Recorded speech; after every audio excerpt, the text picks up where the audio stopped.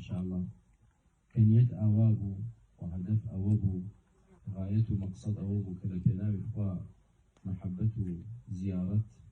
راستي بركتي شي قولية إيش يقل بركة كاني أويا وجبت محبتي للمتزاورين فيه للمتجالسين فيه وجبت محبتي محبتي خاي قولتي فضلة إنساني مسلمان دستي كله هذه شيء لأن ذات أو مرتبة وجبت له محبة الله جل وعلا فقد نال الدرجات العلى وشي في عمر عليه الصلاة والسلام لقد ليش ثلاثة فرماه فإذا أحببته كنت سمعه الذي يسمع به وبصره الذي يبصر به ويده التي يبطش بها ورجله التي يمشي بها ولئن سألني لأعطينه ولئن استعاذني لأعيذنه. يعني الإنسان قالت المرتبة محبتي خاي بالرجال فقيش تا المرتبة تواو هنيئا لك بكل خير إن شاء الله هالشي خيرا شاوريك إن شاء الله هالشي شر لي ما ترسل الرجال لا حديث قدسي كذا فرمي لئن سألني لأعطينه ولئن استعاذني لأعيذنه. فأتى راستي قولتين مرتبة إنسان بقاتا درجة محبتي خاي قولا هالشي لقين بل درجة لا كان في القيام بالفرائض والنوافل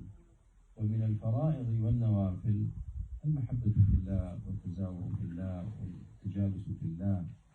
والتناصف والتعاون في الله. أما نحن إن شاء الله في سبيل الله إبراكم جينا يشيك لهم مشرق ويشيل المغرب ويشيل السورار ويشيل بادنان هم يكون بيتوا في سبيل الله بقوانا بو فتنكو بينتوا نبو دنياكو بينتوا نبو منصبو سياستكو بينتوا أوي كأمي والك كل هذا يكتب بين الحمد لله وضابوني خايف الرزقارة والأرواح جنود مجندة ما تعارف منها تلف يا هناك تعارف بين أرواحنا لذا ألف الله بين قلوبنا وجمعنا في هذا المكان مش نشاني أويك إن شاء الله عموما مسألة متفتن كإزمة إسلام ومسلمان كين بوشي وازيك لسنتك يوم الإفادة عليه الصلاة والسلام. هذا الذي أتى بنا إليكم وهذا الذي أتى بكم إلينا وجمعنا في هذا المكان ونسأل الله أن يرزقنا الإخلاص والصواب وحسن الختام والتوفيق. وشحال مرا كانم دانشتنا قليوي برز وخواهي قرب هداشتي أنهم تعمدات وكيوش أزيتان ششاو هاتون وبركة برجة بسال أو بلا برزانيك بون السبب أم دانشتنا من وبسال خاوني أم شوينش